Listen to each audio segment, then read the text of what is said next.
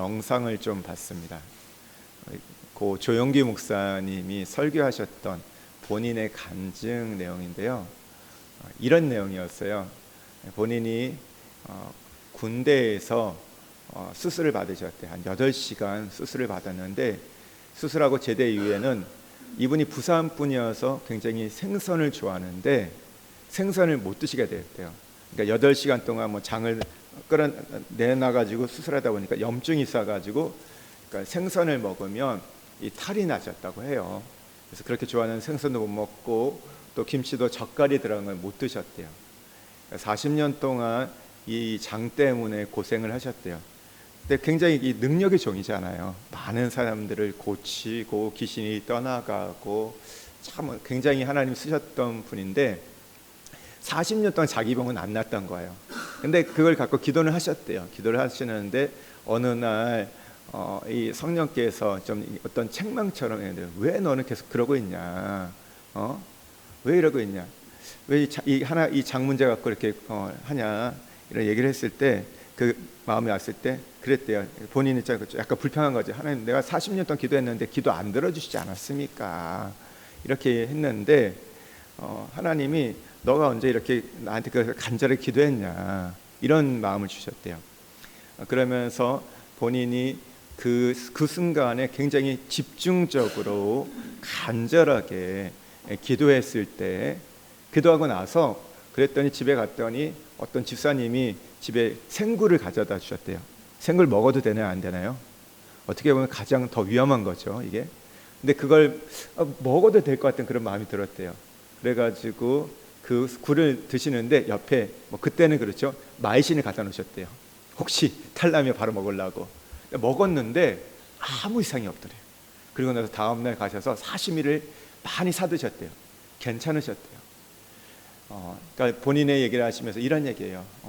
한두 번 우리가 기도 안 된다고 해서 병이 안 나는데 낙심하지 말고 간절하게 집중적으로 기도하면 하나님이 들으시고 응답한다. 40년 동안 그 기도가 응답되지 않았지만 정말 간절하게 집중적으로 기도할 때 하나님 역사하신다는 거. 기도에 참 그런 게 있는 것 같아요. 오랜 시간 기도하는 것도 필요하지만 집중력 있게 간절하게 기도할 때, 우리가 이 저녁에 8시에 이 기도가 그런 시간이 아닌가 생각이 들어요.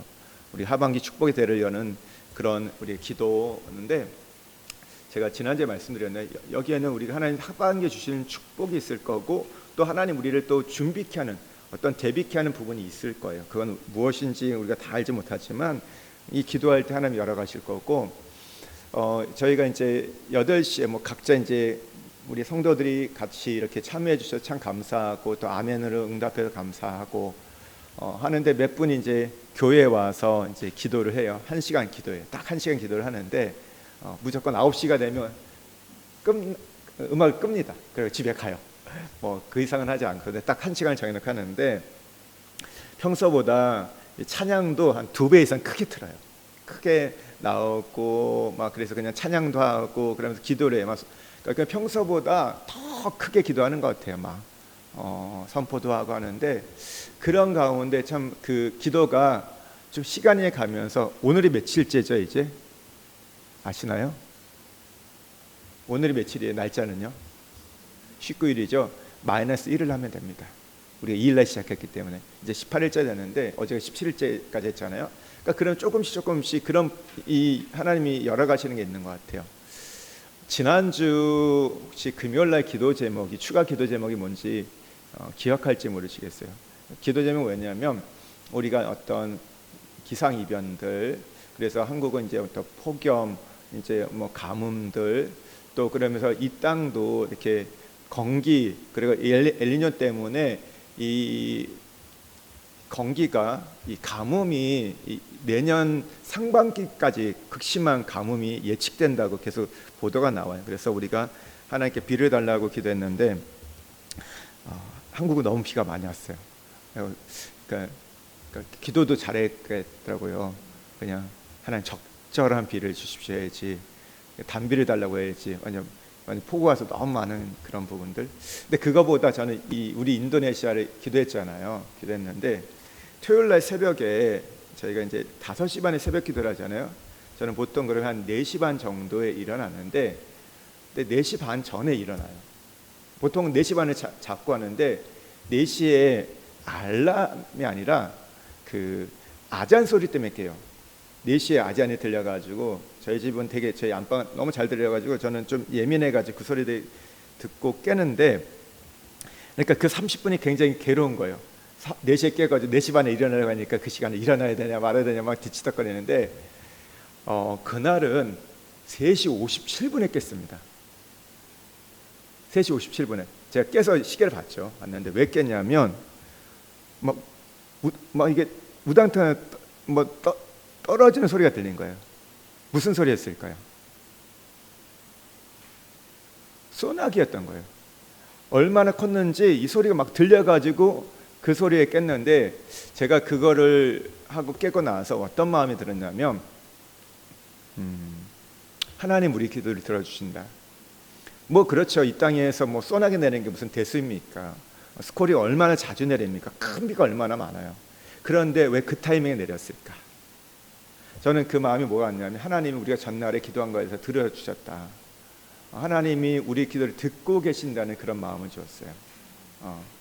뭐 그러면 오늘 기도하면 또 비가 올 거냐? 그렇게 하는 건 아니에요. 뭐 점치는 것도 무슨 기도원처럼 무슨 양의 털에 비가 내리고 마르고 이런 게 아니라, 그 시간에는 하나님이 우리의 기도를 들어주신다. 지금 우리 교회의 기도를 듣고 계신다. 그래서 참 이 마음이 드는 거예요. 우리 성도들이 이걸 계속해서 포기하지 않고 집중적으로 기도하면 하나님이 반드시 하반기에 축복의 대를 열어가신다. 그 믿음을 좀 갖게 돼요. 여러분 그런 그러니까 그런 예화 들어보셨죠? 미국에서 한 교회에서 하도 동네 비가 안 되니까 막 기우제도 하고 가는데, 교회에서 하나님 우리에게 비를 달라고 기도할 때 정말 기도하고 났더니 어떻게 돼요? 그 주일날 예배 후에 비가 막 내렸어요. 근데 사람들이 집에 못 가는 거예요. 왜 못 갔을까요? 비가 내리니까 그 시대는, 그러니까 우산이 없다 보니까 못 가고 있는 거예요. 근데 유이 한 아이만이 갔어요. 왜 그럴까요? 이 아이는 믿었거든요. 우리가 기도하면 하나님이 비를 내려줄 믿었기 때문에 얘만 우선을 가져왔다는 거예요. 사실 어쩌면 이게 우리의 모습인 것 같아요. 기도하고 별로 기대하지 않아요. 정말 그렇게 될까 하긴 하는데, 그게 될까 그냥 지나가는 경우가 있다는 거죠. 우리가 기도하면 그것을 준비하셔야 돼요. 하나님 이렇게 주실 거에 대해서 우리가 대비해야 되고 바라봐야 되고, 그것을 그럴 때 즉각 우리가 따라갈 수 있는 그런 순종이 우리에게 필요하다. 저는 믿습니다. 하나님이 이번에 우리 기도 가운데, 제가 그런 말씀을 드렸는지 모르겠어요. 예전에 교회에서 공동체를 기도할 때 보면 좀 움츠거림이 있었어요. 영적 공격이 있다 보니까 그런 것들이 있을 때 좀 움츠거림이 있었는데, 이번에도 없지 않는데, 근데 그게 제 마음을 낙심시키지 않아요. 오히려 이번에는 뭔가 더 기대가 된다. 그런 마음을 갖게 됩니다. 그래서 기도하는 거 여러분 포기하지 마시고요. 집중해서 8시, 여러분 급하면 다른 시간은 좀 할 수 있지만 가급적 8시에 하세요. 왜냐하면 그게 함께 우리가 보이지 않지만 영적인 네트워크가 되는 겁니다. 공동체가 같은 기도 제목을 놓고 기도해 가기 때문에 이렇게 하시고, 우리가 같이 아멘으로 응답하는 것, 하나님은 그걸 좋아하세요.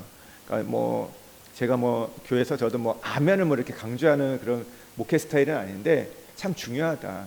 아멘은 뭐예요? 하나님 앞에 네 그렇습니다, 진실로 그렇습니다, 그걸 고백하는 거잖아요. 하나님은 고백을 너무 듣기를 원해요. 어떤 게 꼭 아멘 해야 되냐, 너무 극성이야.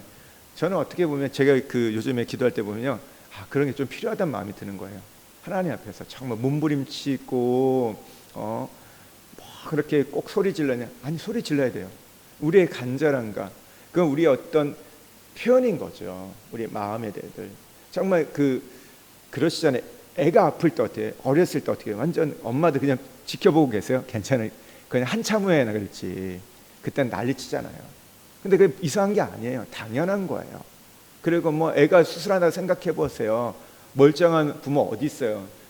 제정신 부모가 어디 있어요? 그때 하나님께 살려다 매달린 것처럼 우리가 그런 것들, 좀 그런 게 필요한 것 같아요. 제가 요즘에 하면서 정말 우리가 그런 간절함들, 그런 몸부림치고 소리치고 부르짖고, 왜냐하면 그게 성경에도 나온 기도의 방법이거든요. 얼마나 다윗이 많이 부르짖습니까? 그의 인생에서 쫓길 때, 위기당할 때, 환난당할 때, 문제 있을 때마다 하나님께 부르짖었어요. 그러니까 그런 기도를 하면 좋다. 그리고 이렇게 하시면 하고 하나님이 뭐 방언받기 원하시면 해보세요. 나와서 하면요, 뭐 하나님 다 방언도 주실 거예요. 더 그럼 방언이 있으면 좀 기도하는데 편한 부분이 있어요. 더 할 수 있기 때문에 그렇게 하시기를 소망합니다.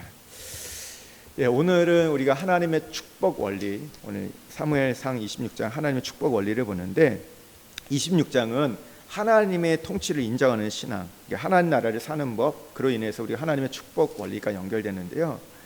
그러니까 다윗의 삶을 보면요, 하나님께서 인도하시고 주관하는 삶이었어요. 그러니까 하나님의 다스리심을 인정하는 삶, 그러니까 하나님을 인생의 주인으로 모시는 삶이 다윗의 삶이었고 그 삶이 이제 축복의 인생이 됩니다.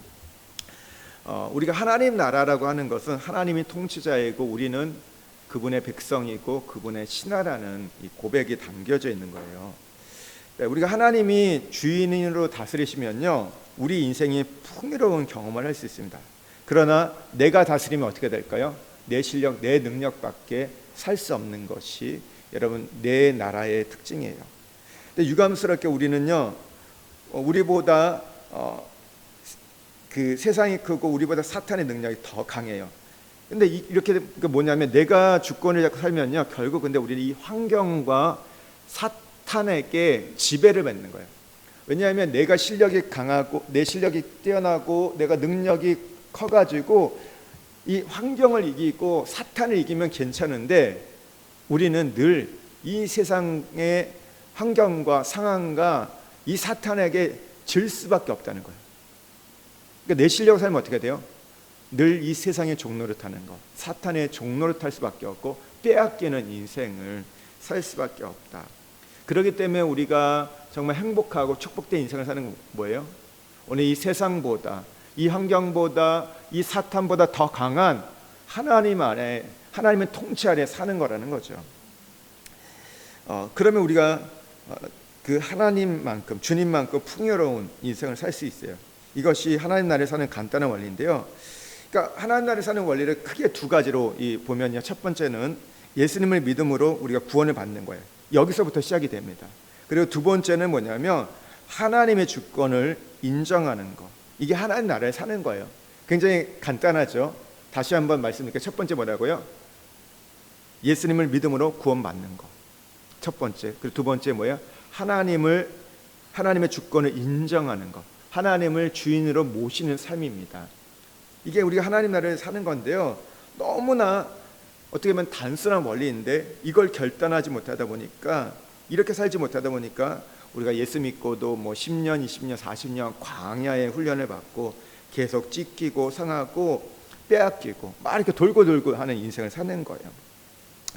그러니까 우리가 믿음으로 구원 받았다고 하는 것은 이미 우리가 경험한 축복입니다. 여러분, 이 축복 경험하지 않은 분이 있으세요? 이게 없으면 하나님 나라의 설명이 될 수 없어요. 하나님 나라를 말할 수 없거든요. 근데 이 부분들은 우리가 다 경험한 부분이에요. 여기 계신 분들은요. 그렇다면 이제 두 번째 우리의 얻어야 할 축복은 뭡니까? 하나님의 자녀로서 당당하게 권세 있게 사는 거예요. 당당하게 권세 있게 주눅 들고 맨날 뭔가 뭐 이렇게 위축되고 사는 삶이 아닌 거예요. 당당한 삶을 살아야 돼요.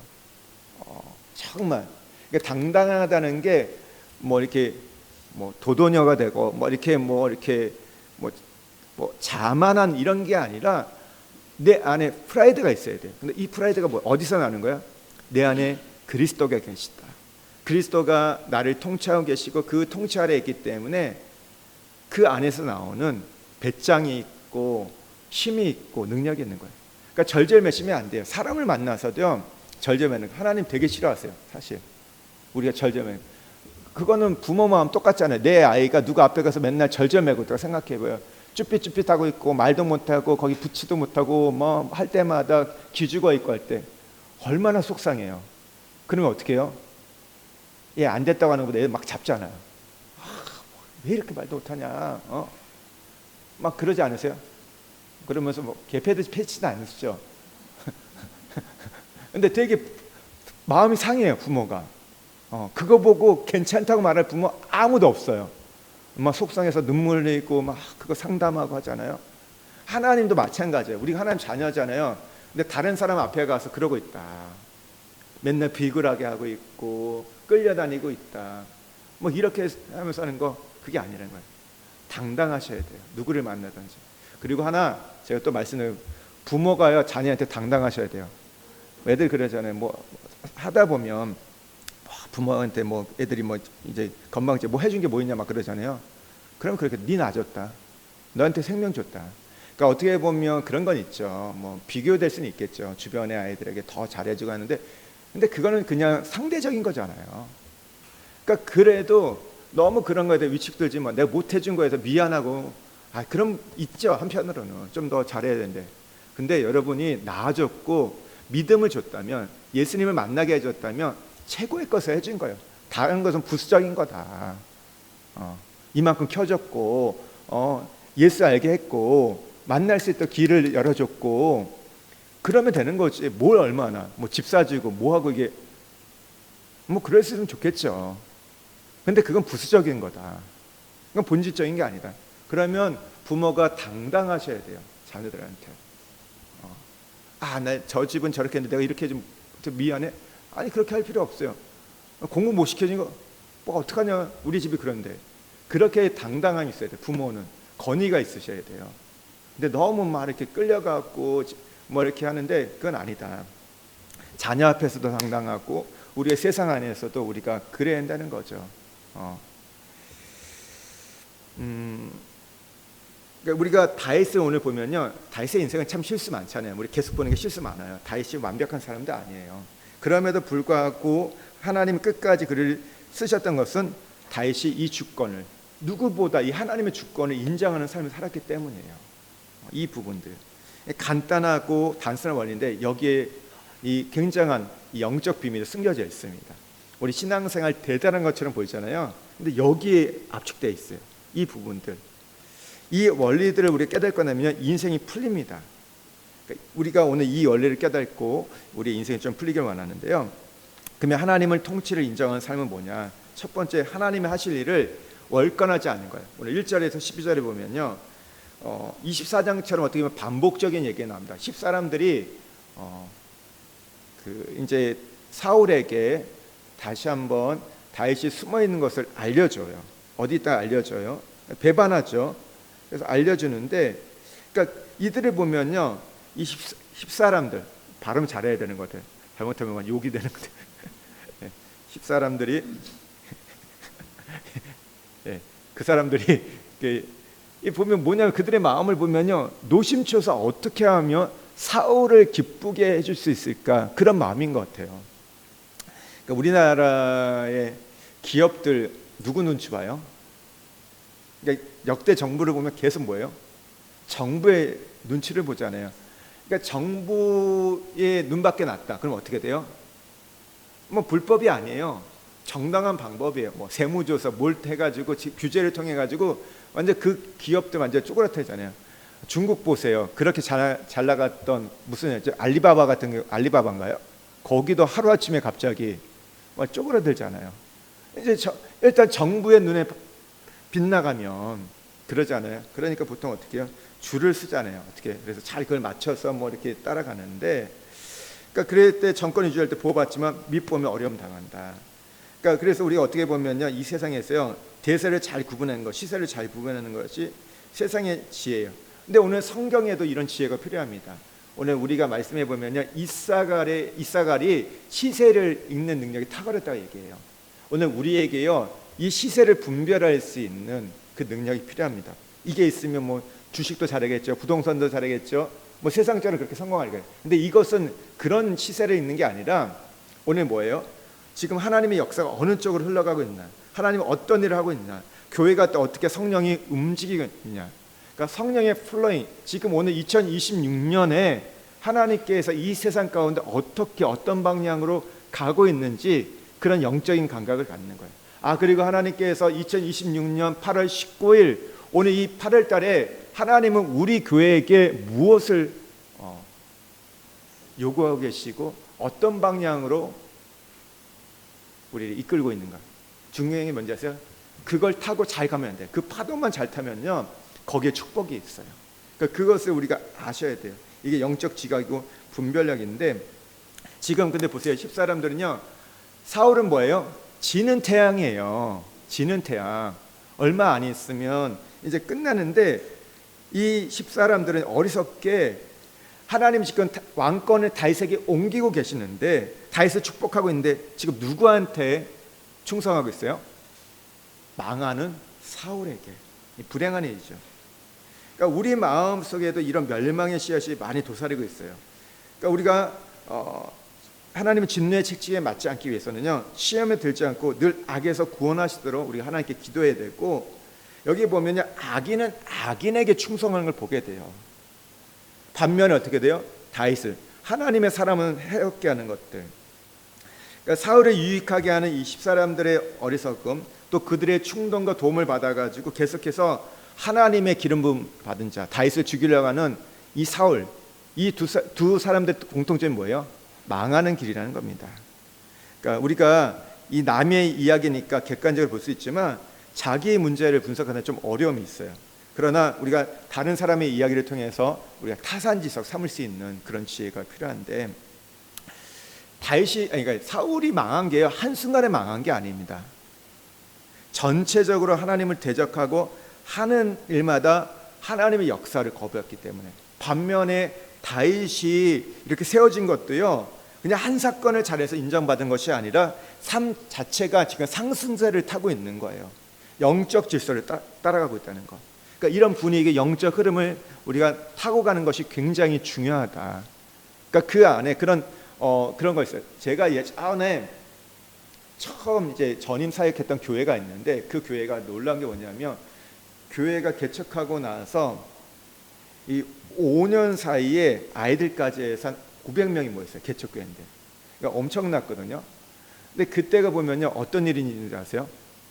5년 동안 거의 장례가 없었어요.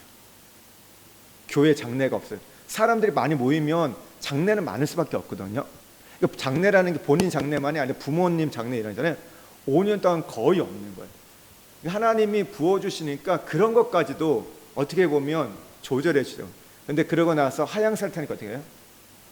늘 장례. 뭐 이게 표현이 좀 그런데, 뭐 지금이야 이제 교회들이 이제 시골 교회는 장례가 많을 수밖에 없죠. 근데 교회가 하나님 부어주실 때 보니까 그 영적 상승을 타니까 그런 것조차도 하나님이 조절을 해주시더라고요. 왜냐하면 그 장례하면 거기에 이제 많은 시간을 또 해야 되거든요. 근데 하나님 앞에 우리가 같이 갈 때 되니까 그때는 그것까지도 하나님이 열어주시는 것들을 경험하는 것을 경험했습니다. 그러니까 우리가 이런 흐름들 잘 타셔야 돼요. 오늘 사울은 이 사람들 얘기를 듣자마자 어떻게 해요? 이전처럼 이스라엘의 3,000명의 군인을 택해가지고 다윗을 추격합니다. 죽이려고 하죠. 그러니까 참 이 마음이 성결하지 못한 심령이다 보니까 마음속에 결심했던 좋은 생각을 쉽사리 벗습니다. 앞에서 얘기했죠. 24장에서 한번 거기서 울잖아요. 그러면 내 아들아 하면서 네가 나는 널 죽이려고 했는데 넌 날 살렸구나. 참 미안하다. 내가 너가 이제 하나님 세우신 자다. 이렇게 하면서 그렇게 뭐 정신 차리잖아요. 갔는데 얼마 안 있어서 이제 헷가닥해요. 성경은 이렇게 말해요. 개처럼 그 토한 것을 다시 먹는다, 다시 행한다 얘기해요. 복수하지 않겠다고 했는데 다윗의 자비 때문에 살기 때문에 내가 잘못했다 회개했다고 하지만 다시 그 구렁텅이로 이 토한 것을 다시 먹는 이 더러운 일들을 합니다. 지금 사울의 마음은 뭐냐면요, 정치적 야망이 그 마음에 주권을 행사하고 있었던 거예요. 그러니까 하나님은 안중에 없고 내가 정치로 망하지 않고 내 정권을 유지하는 것이 사울의 인생의 지금 목적이었던 거예요. 그 정치적 야망이 사울의 인생을 끌고 갔던 거예요. 그러니까 그게 운전대를 잡고 있었던 거죠. 그러잖아요. 차가 아무리 좋은 차가 있어도 뭐예요? 이 차가 어디로 가요? 내가 운전하는 데를 가요. 내가 그 도로가 위로 갈 수 있지만 가다가 핸들을 오른쪽으로 끄면요, 우리가 그 낭떠를 떨어질 수도 있는 거예요. 뭐에 따라 달라진 거예요. 아무리 큰 차고 좋은 차라도 누가 운전대를 잡냐에 따라서 그 인생은 달라진다. 그러니까 사울의 욕망이 운전대가 되었던 거죠. 그러니까 그것만 바라보고 갔던 거예요. 그런데 다윗이 뭐 지난번과 좀 다르게 지난번에는 그 자기 코미까지 와가지고 있다가 이제 그들이 잠자가지고 발견해가지고 그들이 뭐 이제 풀어갔는데 이번에는 정탐꾼이 먼저 발견하게 됩니다. 그러니까 사울의 진친 걸 알고 사울을 없앨 좋은 기회를 얻게 돼요. 다윗이 그래서 여기에 같이 갈 사람을 찾을 때 그의 충신이었던 아비새가 함께 가겠다고 얘기합니다. 그러면서요, 이 아비새가 이 상황들을 판해 보니까 하나님이 우리에게 주신 기회다. 그래서 다시 한번 다윗에게 이야기합니다. 사울 왕을 이제 없애야 될 것 같습니다. 이 걸림돌을 제거하면 좋겠다고 얘기합니다. 근데요, 다윗이 이 말을 듣지 않습니다. 다윗은 자신의 어떤 정치적 욕망보다, 왕이 되는 것보다 하나님의 마음을 얻는 게 더 큰 관심사였거든요. 그러니까 오늘 지금 잘 보세요. 24장부터 25장, 26장에서 이 다윗의 훈련을 보면요, 다윗이 뭐예요? 24장에서도 사울을 죽일 수 있겠지만 나는 하나님의 기름 부음 받은 자를 죽이지 않는다. 내가 복수하지 않는다, 보복하지 않는다. 그 훈련을 하나님께 받았어요. 그리고 바로 앞에 25장에서 어떤 사건이 나왔습니까? 나발이 나오잖아요. 미련한 놈이 와가지고 굉장히 다윗을 불쾌하게 만들고 분노케 합니다. 그래가지고 다윗이 분노해가지고 이 나발의 집을 완전 몰살시키려고 해요. 400명의 자기의 군사를 데려가서 완전 거기를 초토화시키려고 하는데 그 아비가일이라는 여인 때문에 그걸 멈추게 되잖아요. 내 주여 아도나이라는 그 어떤 그 말 때문에 그 마음이 이제 부드러워지고 온유해져 가지고 그것을 하지 않습니다. 근데 그러고 나서 어떻게 돼요? 10일 후에 하나님께서 나발을 쳐서 죽이는 사건을 봤어요. 만약에 다윗이 나발에게 복수했다면 어떻게 됐을까요? 어쩌면 다윗이 왕이 되지 못했을 거예요. 아니, 왕이 돼도 한참 후에 오랜 시간이 지나고 난 후에 됐을 겁니다. 근데 그렇게 하지 않았어요. 근데 다윗은 그 사건을 통해서 경험했던 거죠. 복수는 하나님이 해주시는 거구나. 내가 그렇게 치욕을 당하고 내가 무시를 당했지만, 내가 수치를 당했지만 그걸 갚아주는 것은 하나님이구나. 그리고 나서 또 뭐예요? 26장에 또 한 번의 그 사건이 왔던 거예요.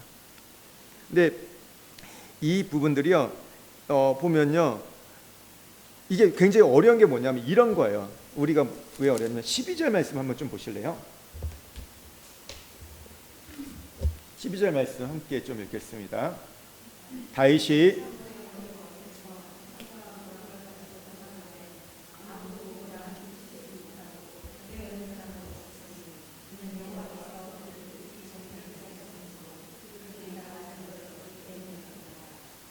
이 말을 보면요, 너무 이 상황들이 지금 다윗이 죽일 수 있는 너무 좋은 상황이에요. 다 자고 있대요. 다 깊이 자고 있고 눈치도 채지 못했대요. 깨어있는 사람도 한 사람도 없고. 보통 이럴 때 보면 경비병들은 깨어있잖아요. 경비병도 자고 있고. 그러면서 뭐라고 하냐면 이는 여호와께서 그들을 깊이 잠들게 하셨으므로 그들이 다 잠들어 있었기 때문이더라. 여호와께서 잠들게 하셨대요. 이건 그냥 신앙적인 얘기야. 실제로 하나님이 그를 다 잠자게 했던 거예요. 이런 상황이 될 때 우리가 이제 헷갈리는 거예요. 하나님이 잠들게 하셨어. 그럼 이제는 되나 보다. 그러니까 이게 뭐 상황들이 안 되고 해서 막 내가 억지로 한다면 그건 내 힘으로 내가 한 거지 이렇게 생각하는데, 지금 상황들이 보면 다 그렇게 되는 거예요. 우리 기도하면서 그러지 않아요? 보통 하나님 인도를 구할 때 뭐가 하나 내가 기도했는데 그게 딱 돼요. 그럼 어떻게 해요? 이게 하나님의 뜻이라고 생각하면 우리 막 하려고 하거든요. 그러니까 그런 거예요. 너무 잘 맞아 떨어지는 거야. 내가 하나님 앞에 구했던 것들이 그대로 되고 있어요. 그때 보면 보통 사람들은요, 이게 하나님 뜻이에요. 나 이렇게 하려고 얘기해요. 근데 다윗은 이걸 어떻게 했냐면요, 테스트로 받아들여요. 우리 보면 이제 아이들이 한 학기를 때 공부할 때 보면 중간고사가 있고 기말고사가 있잖아요. 중간고사, 기말고사 어디가 힘드나요? 보통 기말고사가 힘들죠. 이제 전 학교 다닐 때 그랬던 거예요. 중간고사도 있지만 그까지 배웠던 거, 기말고사 때 보면요, 그 중간고사까지 같이 볼 때가 있어요. 범위가 넓어져요. 그게 같이 포함돼요. 그러다 보니까 분량도 많고 또 그리고 어려운 게 있어가지고 중간고사보다 기말고사가 더 어려워진 상황. 한번 지금 시험에 테스트에 통과했어요. 근데 그거를 바탕으로 더 플러스의 지금 테스트가 왔던 거예요. 다윗에게는 어떻게 보면 두 번 24장과 26장에 보면요 비슷하잖아요. 내용이요. 달라진 게 뭐예요? 그때는 낮이었고 이번에는 밤이었어요. 그리고 이전에는 몰랐어요. 온지 몰랐지만 이번에는 정탐을 통해 미리 알았어요. 그러니까 그때는 순간 다 왔었다면 지금은 대비를 할 수 있는 상황이었던 거예요. 그리고 나서 그때는 뭐예요? 그때는 뭘 가졌죠? 옷자락을 뱉다며 이번에 뭐예요? 칼과 물통을 가져오는, 이게 좀 차이가 있는데 비슷한 것 같아요. 그러나 이것은 더 고도의 테스트였다. 지금 내가 죽일 수 있는 기회가 왔구나. 그럼 죽이라는 이야기인가? 또 뭐예요? 주변에 있는 사람도 아빗에도 죽이라고 말했잖아요. 충성스럽게. 누가 잠들게 했다고요? 하나님이 의도적으로. 너무 타이밍이 맞아요. 이 기말고사의 문제에 대해서 어떻게 해요? 다윗은 죽이지 않고 그를 살립니다. 왜요? 하나님의 원칙이 있었거든요. 하나님의 통치 원리. 뭐예요? 기름 부음 받은 자는 내 손으로 죽일 수 없다. 그것을 그는 붙잡았던 거예요.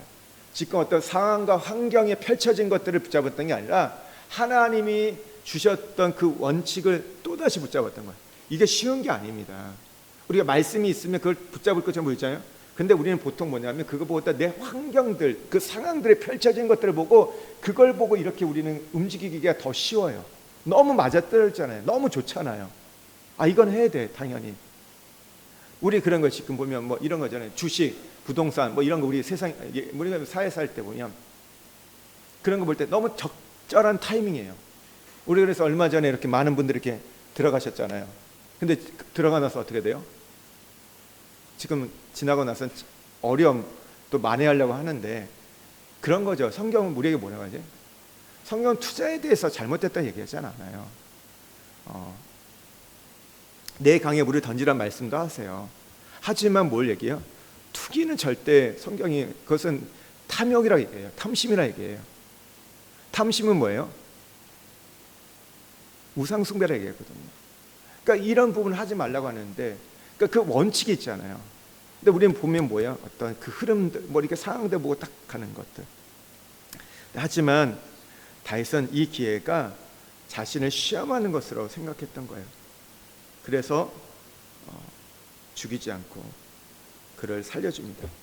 다윗의 그 시에 보면 그 인생이 녹아져 있잖아요. 시편 37편 4절에서 7절에 보면요. 또 여호와를 기뻐하라. 그가 내 마음의 소원을 내게 이루어주시라. 내 길을 여호와께 맡기라. 그를 의지하면 그가 이루시고 내 의를 빛같이 나타내시며 내 공의를 정오의 빛같이 하시려다. 7절에 이렇게 말해요. 여호와 앞에 잠잠하고 참고 기다리라. 자기 길이 형통하며 악한 길을 이루는 자 때문에 불평하지 말지어다. 악한 자로 인해서 불평하지 말라. 하나님의 때에 내 의를 빛같이 공의같이 드러날 때까지 기다리라. 오늘 다윗은 이것을 믿었던 것이죠. 그러니까 다윗은 언제든지 하나님께 결정권, 행사권을 드리고 직접 자신이 원수 갚는 일보다 더욱 확실한 길이 있음을 알고 있었던 거예요. 그러니까 이번에도 그래 패스해요. 그래서 10절에 뭐라고 얘기해요? 여호와께서 살아계심을 두고 맹세하노니 여호와께서 그를 치시리니 혹은 죽는 날이 이르거나 혹은 전쟁에 나가서 망하리라. 그러니까 다윗은 너무 잘 알고 내가 해야 할 일하고 하나님이 하실 일에 대해서 너무나 잘 알고 있었어요. 이걸 잘 구분해야 돼요. 근데 우리는 이것을 거꾸로 하는 경우가 많이 있어요. 하나님이 하셔야 할 일을 내가 하고 있고 내가 해야 할 일은 하나님이 하고 계세요. 여러분 기도는 누가 해야 돼요? 기도 누가 해야 돼요? 하나님이 해야 돼요? 내가 해야 돼요? 예? 여러분 성경에 하나님이 기도하셨던 내용이 있어요? 예수님은 기도하세요. 우리를 위해서 중보 기도하시는데, 근데 성경에 보면 우리에게 기도하라고 말하고 있어요. 그럼 염려는 누가 해야 돼요? 염려 걱정 누가 해야 돼요? 그 문제 누가 고민하셔야 돼요?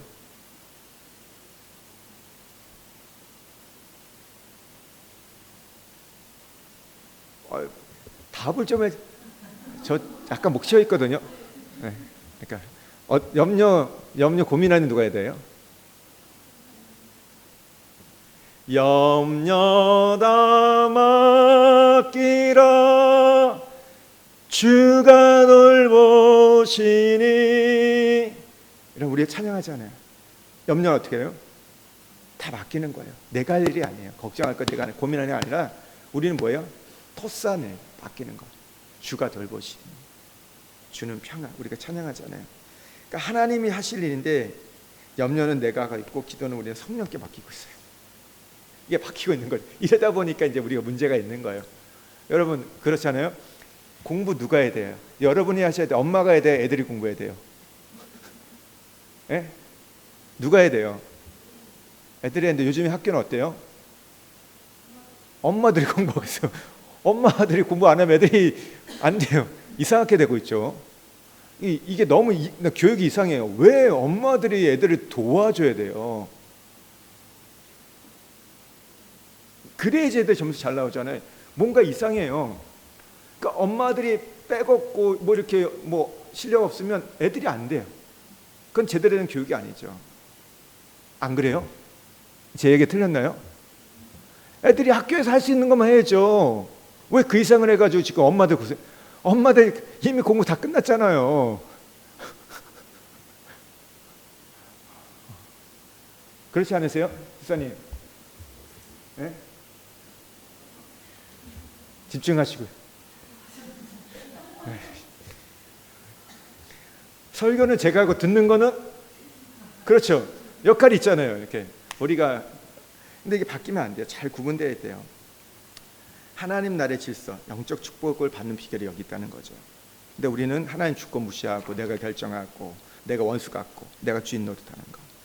늘 아셔야 돼요. 우리 하나님의 종이다. 다스리는 분은 하나님이시다.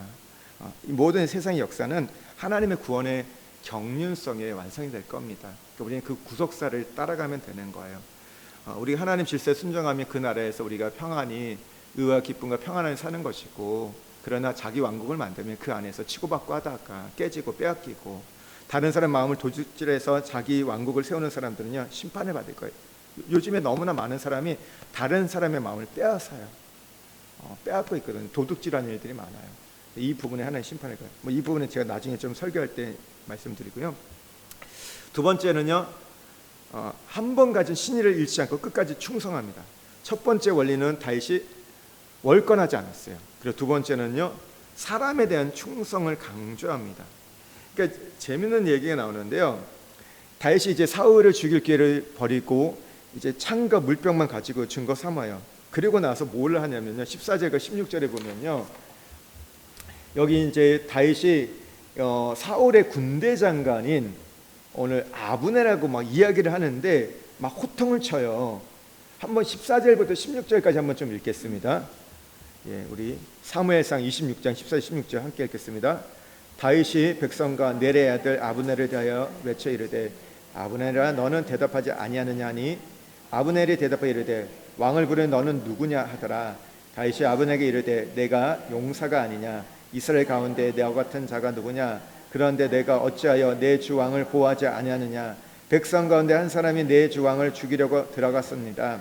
내가 행할 일이 옳지 못하도다. 여호와께서 살아계심을 두고 맹세하노니 여호와의 기름 부음 받은 너희 주를 보호하지 아니하니 너희는 마땅히 죽을 자이니라. 이제 왕의 창과 왕의 머리 곁에 있던 물병이 어디 있나 보라 하니. 지금 사울의 이 경호실장인 아브넬을 다윗이 막 호통치고 있어요. 혼내고 있어요. 이 테만에 대해 책망하고 있어요. 네가 지금 해야 할 일이 뭐냐, 역할이 뭐냐, 이 왕을 지키는 거 아니야. 하나님께 기름 부은 왕을 지켜야 되는데 네가 그걸 못해서 직무태만이야. 그러면서 그거에 대해서 오늘 판결이 뭐예요? 죽어야 한다는 거예요. 죽으라고 이렇게 얘기했어요. 그러면서 이 사울에 대해서 충성을 강조하고 있어요. 근데 좀 이상하지 않아요? 지금 이 내용이 보면요, 이게 그냥 그 사울 쪽에서 뭐 어떤 다른 제2인자나 뭐 공무직 뭐 어떤 사람이 그런 얘기를 했다면 알죠. 그러니까 경호에 실패했으니까, 경비에 실패했으니까 책임을 묻는 것은 이야기할 수 있는데 다윗의 입장에서 보세요. 그러니까 서로 보면 적이잖아요. 적이에요. 상대잖아요. 보면 지금 사울 같은 경우는 지금 악한 영이 들어가지고 하나님의 영이 떠난 상황이에요. 악한 일을 하고 있어요. 근데 뭐라고 얘기해요? 네가 어떻게 하나님의 기름 부은 종을 지키지 못하고 있냐. 너무 웃긴 게 지금 다윗에게 좋은 게 뭐예요? 사울이 죽는 거거든요. 그러면 어떻게 돼요? 여기서 자중질환이 일어나든지 거기서 막 오업지절이 되든지 해가지고 이 사울을 못 지키는 거예요. 그래야지 하루빨리 왕이 될 수 있잖아요. 그런데 다윗은 그렇게 생각하지 않아요. 왜 니네 역할을 하지 않냐? 자기 역할을 하는 게 뭐예요? 다윗이 오는 걸 막는 거거든요. 근데 그렇게 이야기하고 있어요. 왜냐하면 다윗은 그를 아직 심판할 때가 아닌 걸 알고 있었던 거예요. 그러니까 자기가 할 일이 아닌 걸 알고 있었던 거예요. 하나님이 지금 왕으로 아직 인정하고 있기 때문에 그렇다면 니네가 그 역할을 해야 된다. 그리고 자신도 심판해서 안 된다고 생각했던 겁니다. 우리가 이런 게 있어요. 하나님이 내 아들 포기하지 않으면 부모가 자녀를 포기해야 될까요? 포기하지 말아야 될까요? 네? 제 말이 어려우세요? 어려우세요? 어려우시면 얘기하면 제가 다시 쉽게 얘기할 수 있도록 노력하겠습니다. 하나님이 자녀를 포기하지 않았어요. 문제 있는 자녀예요. 하는 일마다 계속해서 무슨 사고치고 막 그래요. 그래서 정말 볼 때마다 너무 열받고 그래요. 근데 하나님 이 자녀를 포기하지 않았어요. 그럼 부모인 내가 이 자녀를 포기해야 될까요? 포기하지 말아야 될까요? 네, 포기하지 말아야 되죠. 끝까지 기도해야 돼요. 속이 상하고 절망이 와도 자녀에 대한 소망이 끊어져도 막 기도해도 얘가 안 바뀌어요. 나가서 더 난리쳐요. 사고치고 와요. 더 큰 문제를 일으켜요. 그래도 어떻게 돼요? 포기하면 안 돼요. 왜요? 하나님이 포기하지 않았기 때문에. 조금 더 내 남편 포기해야 돼요? 포기하지 말아야 돼요? 네, 포기하지 말아야 돼요. 하나님이 포기하셨으면 포기해야겠지만 하나님 포기하지 않았다면 포기하지 말아야 돼요. 근데 하나님이 포기했다는 얘기가 뭐냐 그러면 이 말은 하나님 포기했다는 말은 죽었다는 이야기입니다. 의인은 할 일을 다해서 데려간 것이고 악인은 기회가 이제 없기 때문에 죽음이라고 우리는 해석할 수 있어요. 하나님 포기하면 우리가 해서는 안 돼요. 우리가 하나님보다 더 자비로워도 안 되고요. 하나님보다도 더 공의로우면 안 돼요. 장례식장에 가서 보면요, 가끔 이제 기도할 때 보면 이제 고인된 분에 의해서 하나님 이분이 편하게 이제 천국에서 편하게 있게 해주시고 이렇게 해주시고 뭐 해달라 막 이렇게 얘기해요. 그 심정은 이해를 해요.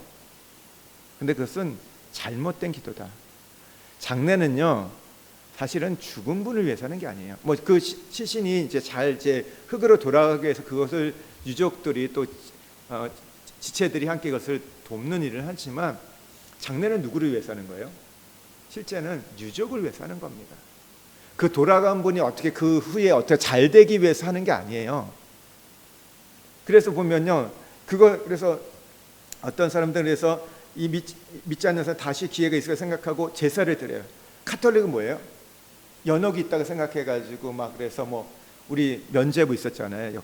그래서 이렇게 돈 내고 그러잖아요. 근데 그게 없어요. 죽으면요 끝이에요. 기회가 없다는 거예요. 어디 중간지대 가서 한 번에 더 기회가 없어요. 이 얘기는 뭐예요? 살아있다는 건 아직 기회가 있다는 거예요. 우리가 붙잡는 건 이거예요. 살아있다는 것은 아직 기회가 있다는 거예요. 정확한 사람인데 아니 아직 한 번 하는 기회를 주시는 거예요. 하나님이 포기하지 않았다면 우리도 포기하면 안 된다. 그러니까 살아있을 때 잘해야 되는 겁니다. 죽지 않았다는 것은 하나님이 돌이킬 기회를 주신 거예요. 그러니까 계속 로마서에도 말씀드렸잖아요. 악인이 하나님을 심판하는 걸 그렇게 좋아하시지 않으세요. 뭘 좋아하세요? 악인이 돌이키는 거 원하시는 거예요. 그게 하나님 마음이에요. 우리는 생각할 때 어떻게 저럴 수 있어? 근데 사실 우리가 그런 사람이었거든요. 나는 아니라고 생각했는데 내가 악인이었어요. 사실 우리는 그냥 그런 거죠. 나는 저 사람보다 조금 잘 살았어. 도토리 키즈 얘기하고 있거든요. 근데 하나님 보기에는 우리는 하나님을 믿지 않는 게 악이에요. 도덕적으로 뭘 거짓말 쳤냐, 도둑질했냐, 살인은 이게 아니라 하나님 자체를 거부한 게 가장 큰 악이에요. 그러니까 똑같은 악인이었던 거예요. 하나님의 그 입장에서는요. 근데 우리는 자꾸 이제 도덕적인 어떤 상대적인 갖고 얘기를 하다 보니까 이게 이해가 안 되는 거예요. 우리 상식에서.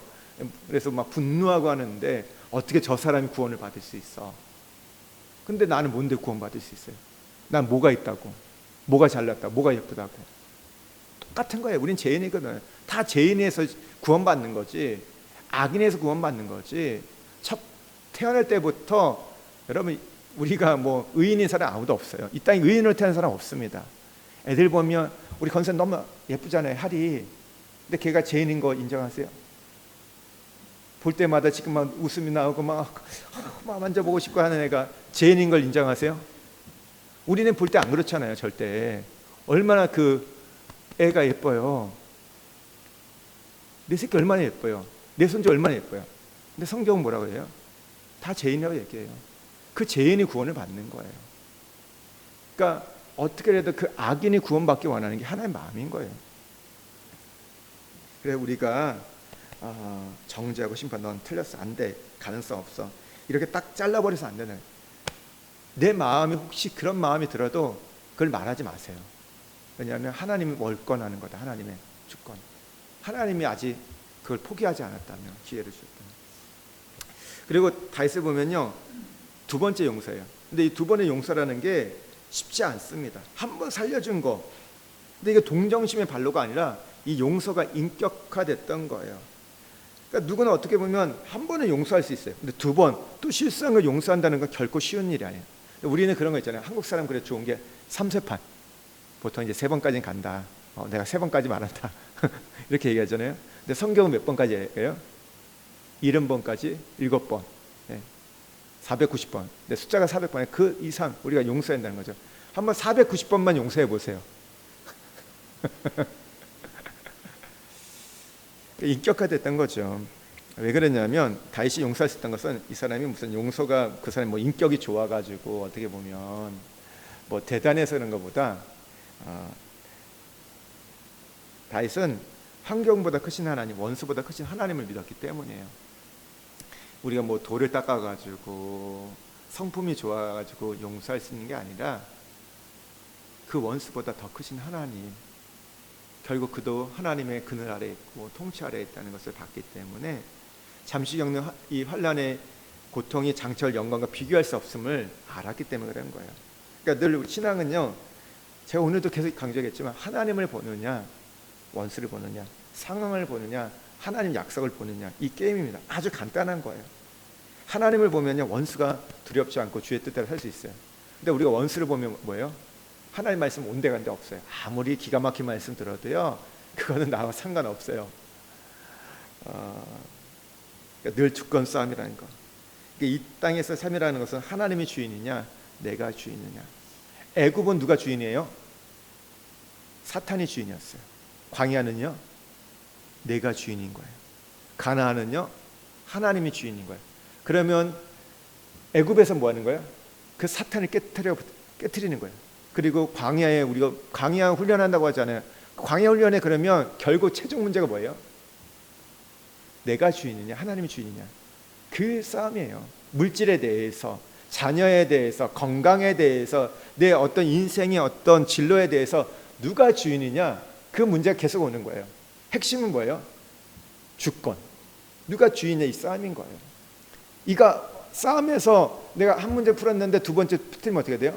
다시 돌아가는 거예요. 그러다 보니 그냥 40년 동안 돌았던 거예요. 그러니까 우리가 그런 인생을 살고 있다는 거예요. 이게 어려운 게 아니에요, 사실은.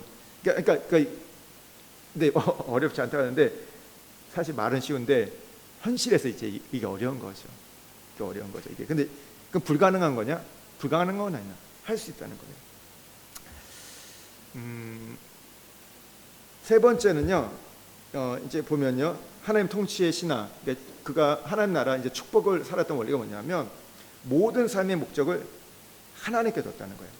26장에 보면요, 여호와라는 단어가 11번 나옵니다. 11번이나 여호와의 이름을 불렀다는 건 뭐냐면 다윗의 인생의 목적이, 그 보람이 오늘 하나님께만 있다는 거예요. 그러니까 다윗의 관심은 지금 정권을 탈취하는 거, 그래서 내가 왕이 되는 거, 그리고 어떤 사울에게 원수 갚는 일이 아니라 내 인생의 주인 대신 하나님께만 생의 목적을 뒀다는 거예요. 내가 그분에게만 점수 따면 돼. 삶의 초점을 거기에 맞추면 된다. 그렇지 않아요. 우리가 밖에서도 그러잖아요. 회사에서도 막 이렇게 해도 누구 막 옆에 뭐 해도 결국 뭐예요? 그걸 결정권자에게 마음만 얻으면 뭐예요? 그 일을 할 수 있다. 그러니까 그게 다윗이 너무 하나님 좋아하셨던 거예요. 실수투성이지만 잘못도 많이 했지만 그런데도 불구하고 늘 그 하나님의 마음을, 다윗의 별명이 뭐예요? 하나님의 마음이 합한 사람이잖아요. 하나님의 마음, 너무 그 마음에 점수 따려고 했던 거예요. 너무 이게 귀했던 거죠.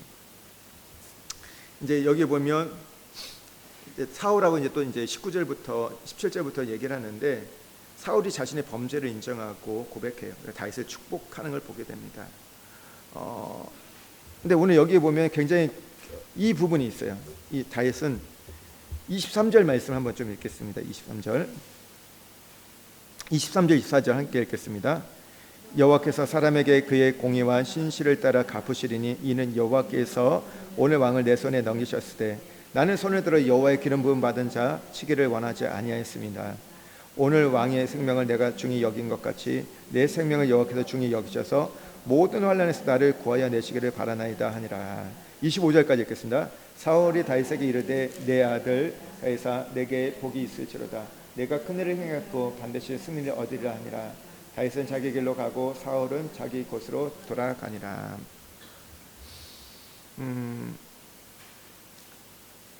다윗이 이 생사의 갈림길에서 사울에게 선을 베풀 수 있었던 것은 하나님의 보상과 심판을 믿었기 때문입니다.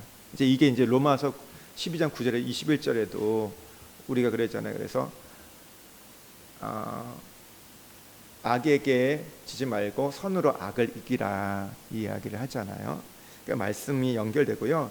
여기도 보면 24절에 오늘 왕의 생명을 내가 중히 여긴 것 같이 내 생명을 여호와께서 중히 여기셔서, 내 생명을 여호와께서 중히 여기셔서 모든 환난에서 나를 구하여 내시기를 바라나이다. 그러니까 주기도문에 이런 기도가 있어요. 우리가 우리 이웃의 죄를 용서한 것처럼 아버지께서 우리의 죄를 용서해 주세요. 내가 왕을 존중히 여긴 것처럼 하나님은 내 생명을 존중히 여길 것입니다는 신앙 고백을 하고 있는 겁니다. 결국 보상은 누가 주신다? 하나님이 주신다. 현실에서 얻는 게 아니라 내가 행동하고 결정하는 것에서 보상이 오는 게 아니라 하나님께서 판단하실 거다. 하나님께서 나를 보상해 주실 거다. 나는 하나님께 어떤 이 전수하는 일, 하나님 인정하는 일에 내 생의 모든 것을 투자하겠다. 여러분, 하나님께 투자하면요, 내 인생 누가 책임져 주실까요? 하나님 책임져 주시는 거예요. 이게 신앙입니다. 그러니까 우리가 그런 거예요. 그러면 너무 강신도 되는 거 아니야? 맨날 무슨 하나님 그게 비밀을 아는 거죠. 내가 하나님 앞에 그렇게 마음을 쌓고 하나님께 드리면 하나님이 우리 가정과 자녀와 우리 삶의 이 부분들을 책임져 주실 것에 대해서 믿고 나가는 그 신앙 고백들. 근데 이 원칙을 우리가 잃어버리면 이제 어렵게 되는 거죠. 이스라엘 백성 40년 동안 광야 왜 고생했어요? 환경이냐 약속이냐 이 부분에서 자꾸 환경을 선택했기 때문에, 사람을 선택했기 때문에 우리가 약속을 바라보면 기도가 나고 인내가 되고 용서가, 그런 여유만 있는데 현실을 바라보면 뭐예요? 열받잖아요. 그렇지 않으세요? 현실을 보면요, 그 사람 보면요, 남편 보면요, 자녀 보면요, 우리에게 웃음이 떠오르기보다는 사실 막 마음에서 막 이게 올라와요. 그렇잖아요. 근데 신앙은 뭐냐? 누구를 바라보냐? 환경이냐? 하나님 보냐? 사건을 보냐? 약속을 보냐? 그러니까 현실과 약속은 너무 달라요. 근데 믿음이 뭐예요? 믿음은 그럼에도 불구하고 하나님을 바라보는 것, 하나님 신뢰하는 것, 그것을 기다리는 것들. 내가 되고 나서 믿는 게 아니라 그것이 되어질 것을 믿는 거예요. 근데 왜 그냥 그것은 내 그냥 어떤 헛된 바람이 아니야. 내가 그냥 어떤 것을 그냥 뭐 생각하는 게 아니라 하나님 약속을 주신 거에 대해서 붙잡고 가는 겁니다. 이거에 대해서 광야에서 다 실패했어요. 근데 단 두 사람, 여호수아와 갈렙은 그 부분을 통과했다. 그러니까 우리는 어떤 길을 따라야 돼요? 많은 사람들이 그랬으니까 그냥 광야 백성처럼 살을까? 아니요. 성경은 우리가 그 얘기를 한 게 아니에요. 너희도 여호수아 갈렙처럼 된다. 그러니까 그 굉장히 퍼센트가 작잖아요. 뭐 0.00 이렇게 작잖아요. 이게 보면 되게 어렵다 생각해요. 근데 우리는 오히려 쉬울 수 있어요. 이스라엘 백성들은요, 우리가 생각하기에는 뭐 하나님이 인도해 주시기 때문에 불기둥 구름기둥 인도해 주시고 만나를 주게 다 믿을 것처럼 보이는데, 근데 그 앞에 보이지 않았어요. 근데 우리에게는 이미 사실 로드맵이 다 주어졌어요. 성경 66권이 주어져 가지고 이렇게 하면 돼. 사실 우리에게는 다 지금 오픈되어 있는 거예요. 그거 아세요? 사실 누가 쉬운 거예요? 우리가 쉬운 거예요, 사실은. 근데 더 확률이 더 높다는 거예요. 할 수 있다. 여호수아 갈렙처럼 너희들이 가나안에 들어갈 수 있다. 이 얘기를 하고 있어요. 불가능한 것이 아니다. 그러니까 우리가 이 원리를 모르면 이제 자꾸 헷갈리는 거죠. 일단 삶이 이제 참 예수 믿는다고 하면서도 하나님 나라에 살지 못하는 거, 이렇게 사는 부분이에요. 우리가요, 잠시 어떤 상황을 위로받고 기도 응답 받으면 그게 다 된 줄 아는데, 근데 그게 아니에요. 내면 세계에서 하나님의 주권을 인정하지 못한다면 우리는 결국 계속 끌려가는 인생을 살아가요. 끌려가요. 돈에 끌려가고, 사람에게 끌려가고, 환경에게, 세상에, 유행에 끌려가고, 남이 조금만 잘 되면 어떻게 돼요? 부러워가지고 어쩔지 몰라요. 제가 그 얘기 했나요? 예전에 제가 청년 부부가 있었는데, 남편은 대기업 다녀요. 부산 다녔어요. 자매는 뭐였냐면 교사였어요. 둘이 잘 살았어요. 결혼했어요. 집들이를 갔습니다. 어떤 집에 집들이 갔을까요? 학교 선생님 집들이 갔어요. 여자 선생님 집들이 갔는데 이 자매가 그 집에 갔다 오고 나서 뒤집어졌어요. 왜냐하면 그 남편이 교사 선생님이에요. 교사는 몇 시에 퇴근해요? 4시나 4시 반에 퇴근하잖아요. 그러니까 집들이 할 때도 남편이 와가지고 같이 준비해 주는 거예요. 그러니까 아침 일찍 같이 출근했다가 저녁 5시만 되면 퇴근을 하는 거예요. 근데 대기업은 어때요? 뭐 요즘은 좀 달라졌다. 그때는 밤낮이 없잖아요. 출장 가니까 이 자매가 갔다 오고 나서 뒤집어진 거예요. 와, 저 집은 남편이 와서 이렇게 하는데 내 남편 뭐냐? 밤늦게 들어오지도 않고 출장 가고. 그러니까 다르잖아요, 사실. 지금 직장이 다르고 역할이 다른데 이거 부러워가지고. 그러니까 우린 그래요. 조금만 하면 거기에 끌려간다니까요, 우리가. 누가 더 좋은 거예요? 둘 다 좋은 거죠. 뭐 교사는 교사로서, 그 직장인은 직장인으로서. 근데 우리는 자꾸 비교해요. 누가 조금만 잘 되면. 그렇잖아요. 우리 애들 이제 학교 가요. 그럼 어떻게 돼요? 어디가 좋은 학교예요? 어디가 좋은 학교예요? 여진이 어디가 좋은 학교예요? 네, 우리 어디 가는 게 좋은 학교일까요? 있겠죠. 뭐 이게 보면 명문대학교 나오는데, 그러나 가장 좋은 거는 그 아이가 이제 어떤 학교를 가고 어떤 전공을 해서 그 인생 속에서 어떻게 하나님께 부름을 받아서 가냐, 그 학교가 제일 좋은 거지. 이름 있는 학교 간다서 꼭 좋은 게 아니잖아요. 거기 이름 있는 학교 가면 조금 더 어떤 가능성은 있겠지만 거기 갔다 다 성공한 건 아니잖아요. 그것 때문에 오히려 인생이 어려워진 분들도 있어요. 우리는 거기에 근데 너무 휩쓸려요. 너무 마음을 빼앗겨요. 오래 못 갔어요. 그럼 애 인생 끝나나요? 재수하신 분들 인생 끝나요? 아니요, 그렇지 않거든요. 우리야 지금 조급해 막 그러지만 그렇지 않다. 뭐야, 이게 끌려간다는 걸 제가 지금 좀 말씀을 드리는 거예요. 끌려가는 인생. 왜? 주권이 하나님께 드리지 못했기 때문에. 떨어져도 그래도 감사하는 거고, 붙으면 회개하는 거고. 뭐 어느 교회의 그 표잖아요. 왜? 붙었을 때는 내가 하나님 의지하지 않고 자기 실력 의지해서 하나님 예배하지 않고 그것을 회개하라는 거고, 떨어졌으면 하나님 나를 교만하지 않게 해서 겸손하게 했다, 감사하라고 이렇게 하잖아요. 여러분 그런 마음 있으세요? 그게 쉬워요? 안 돼요. 근데도 해요. 왜? 하나님의 주권을 인정하냐, 하나님이 이 아이의 인생을 이끌어 가실 것을 믿는다면. 이 싸움이라니까요, 우리가 결국. 근데 그렇지 않으면요, 자꾸 우리는요 두려워요, 불안해요, 답답해요, 슬퍼요, 외로워요. 그러니까 보여지는 것에 가요. 빌립보서에 그러냐, 주 안에서 기뻐하라. 내가 다시 말하니 너도 주 안에서 기뻐하라. 하나님 평강이 함께 있을 거다. 시간이 이렇게 많이 갔어요. 조금만 더 하고 끝나겠습니다.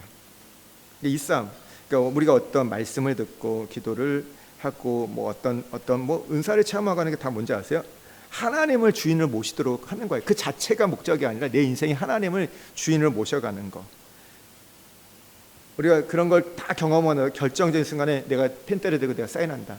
그건 잘못된 거죠. 아무리 뭐 내가 성경을 뭐 다 안다고 해도 의미 없는 거죠. 그게 뭐가 있어요. 내가 그렇게 기도한다고 해놓고도 뭐 결정할 때 꼭 내가 결정하고 있어요. 그게 뭐예요? 그거 안 하려고 기도하는 거죠. 그거 안 하려고 말씀을 붙잡는 거죠. 하나님, 나는 그냥 손만 잡고 주님이 움직이세요. 내가 그걸 사인하겠습니다. 그걸 하겠습니다. 그렇게 되는데 내가 다 정해놓고 그건 아니란 거죠. 그러다 보니까 이 시간이 3년, 5년, 10년 이렇게 기는 거예요. 이 부분에 제가 아세요. 딱 이 부분만 붙잡고 여러분 가시면요, 현실에 부딪히는 건 있어요. 갈등이 있죠. 장애도 있어요. 근데 그걸 돌파하고 나면요, 그 안에 평안이 옵니다. 평안은 뭔지 아세요? 하나님이 응답하기 시작했다는 거예요. 그럼 열리기 시작해요. 제가 군대에서 저 사격을 잘 못했어요. 그러니까 처음에 신병교육대 갔는데 처음에 그 연습 사격이 있고 두 번째가 실제 사격이에요. 기록에 남는 건데 첫 번째 사격에 불합격했어요. 총쏘는 게 너무 무서운 거예요.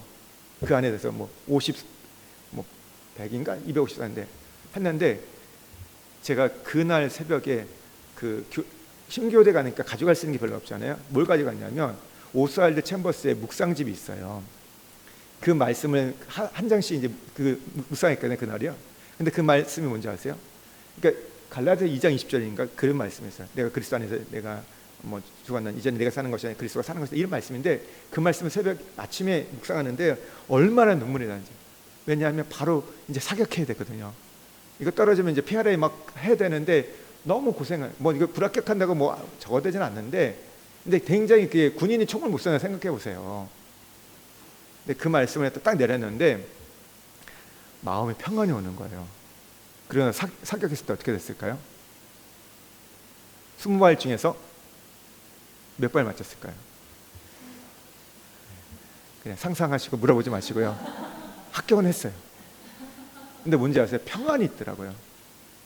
그러니까 그러고 났더니 그 사격하는 데 있어서도 굉장히 제가 잘할 수 있었던 것 같아요. 그러니까 우리 중요한 게 뭐냐면 이걸 했을 때 주권을 맡길 때 평안이 와요. 그러니까 평안이 오면요, 이걸 꼭 기억하세요. 평안이 온다 그러면 환경이 지금 안 바뀌어도 괜찮아요. 왜냐하면 주님이 일하고 계시기 때문에. 맡기는 거, 이 훈련을 꼭 하십시오. 이번에 기도할 때도 그거 하는 거예요. 하나님 뭐 해주세요 이런 것도 있지만 내가 그분에게 맡기는 거, 하나님 해주실 거예요.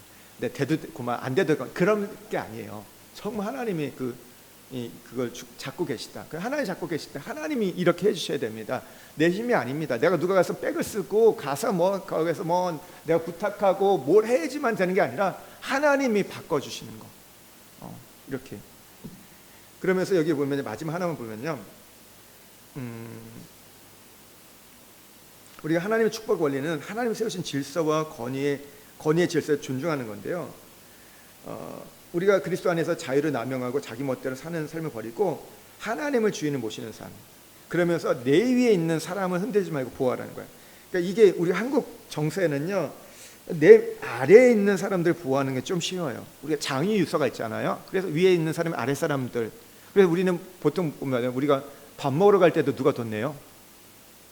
뭐 요즘 젊은 사람들 문화는 다르지만 우린 뭐에 어른이 그냥 사잖아요. 어쨌든 내가 있던 없던 그런 게 있어요. 사야 한다는 그런 마음이 있잖아요. 그러니까 아래 사람들에게는 자비를 잘 베푸는데 이게 이상하게 많지 경쟁 상대, 라이벌. 그러니까 이 사람들 굉장히 날카롭고 민감하게 반응합니다. 그리고 윗사람에 대해서는요, 잘 우리가 보호하려고 하지 않아요. 흔들려는 그런 경향이 있어요. 근데 우리는 윗사람을 보호할 때 나를 관계된 분야에서 하나님은 우리를 인정하고 앞서가게 하는 거예요. 이게 축복의 원리. 지금 다윗은 뭐예요? 자기 윗사람을 어떻게 해요? 보호하지 않아요. 우리는 뭐 어떻게 돼요? 그거에 대해서 잘못됐으면 다 그걸 까발리고 해야 되는데 그렇지 않는다. 그러니까 어떻게 보면 내 밑에 있는 사람을 보호하는 게 쉬운데, 근데 어려운 거는 내 앞에 있는 자, 경쟁하는 사람, 나를 힘들게 하는 윗사람을 섬기는 거. 우리가 하나님께서는 약속하신 위의 것, 신령한 세계를 질서를 생각하고 사모하기를 원하세요. 오늘 다윗은 상급과 보상이 하나님이 주신다는 걸 믿었기 때문에 그걸 했던 거예요.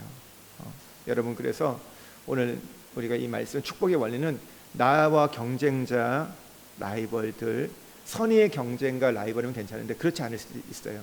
그 사람들 어떻게 돼요? 그래도 존중해라, 보호해라. 그리고 특별히 윗사람에 대해서 나를 힘들게 하는 사람이 있어도 보호할 때 하나님이 우리를 축복해 주신다. 그리고 어떻게 돼요? 잠깐이지만 또 다시 사울이 제정신 들어와서 다윗을 축복합니다. 너에게 복이 있을 거라. 여러분, 오늘 우리가 그런 말을 들을 수 있기를 소망합니다. 정말 하나님의 이 축복 원리가 우리의 삶에 적용될 수 있기를 축복합니다. 제가 기도하고 마치겠습니다. 자비로우신 하나님 아버지, 다윗의 위대한 충성과 하나님을 향한 신실한 마음을 봅니다. 우리에게도 이런 마음을 허락하셔서 흔들리지 않게 하시고, 사람을 보거나 상황 때문에, 환경 때문에 우리의 마음이 흐트러지고 분노하고 원수를 갖고 보복하고 심판하는 일이 없게 해주시고, 끝까지 우리가 충성하며 하나님의 길을 걸을 수 있는 하나님의 백성이 되게 하여 주옵소서. 무엇보다 내 앞에 있는 사람들, 나의 경쟁자들, 내 라이벌들, 때로 나를 힘들게 하는 하나님 밑사람일지라도 우리가 보호하고 존중함으로 하나님 모든 보상과 심판이 하나님께 있음을 믿고 갈 수 있는 우리가 되게 하여 주옵소서. 하나님의 멀건하지 않고 하나님의 그 질서를 지켜갈 수 있는 우리가 될 수 있도록 하나님 축복하여 주셔서 그 하나님의 통치 아래 우리의 인생을, 이 광야의 훈련 속에서 나냐 하나님이라는 이 싸움에서 주권을 하나님께 내어드릴 수 있는 우리가 되게 하여 주옵소서.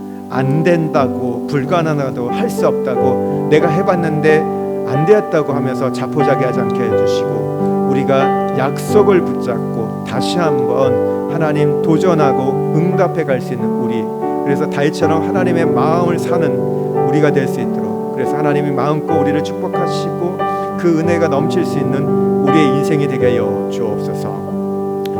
이제는 우리 주 예수 그리스도의 은혜와 하나님의 사랑과 성령님의 교통하심이 우리 함께 예배를 드리는 우리 믿음의 식구들 머리 위에와 우리의 남편과 자녀들 위에, 또 우리 흩어져 있는 우리 믿음의 가족들 위에, 또 이민족과 열방 가운데 하나님의 그 통치를 따라가는 선교사님, 저 북녘 땅에서도 고통과 신음 속에서 하나님의 주권을 인정하며 그 시간들을 견뎌가는 주의 백성들 가운데 함께 하시기를 간절히 축원하옵나이다.